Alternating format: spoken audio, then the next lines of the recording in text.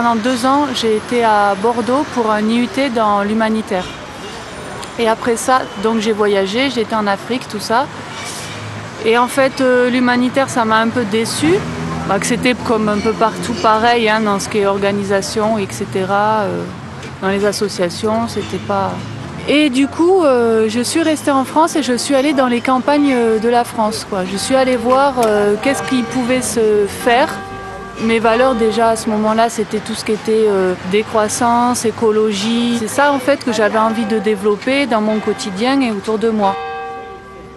Je suis allée dans les fermes biodynamique. J'étais à ce moment-là en camion et j'ai découvert tout ce qui est énergie renouvelable, tout ce qui est élevage, agriculture bio, habitat écologique. Et à ce moment-là, je me nourrissais beaucoup de plantes sauvages comestibles que j'ai appris à identifier rien qu'avavec un livre. Bon, heureusement, je ne me suis jamais trompée. Et là, les 3/4 de mon alimentation, c'était ça, c'était des plantes sauvages.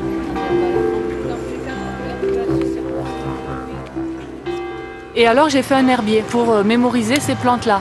Et à ce moment-là, je gardais des chèvres.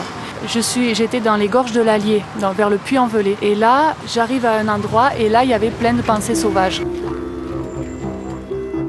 Voilà, j'étais donc en voyage et je voulais faire des cartes postales pour ma famille. Alors je vais prendre les fleurs, les pensées sauvages que j'ai pressées. Et puis c'est celles-ci que je vais mettre sur les cartes, je vais leur envoyer mes pensées. C'est ces fleurs séchées, à la fois c'est mes pensées. Et puis avec moi j'avais du brou de noix. Avec de l'eau, on a un mélange d'eau et de brou de noix, on a des teintes superbes.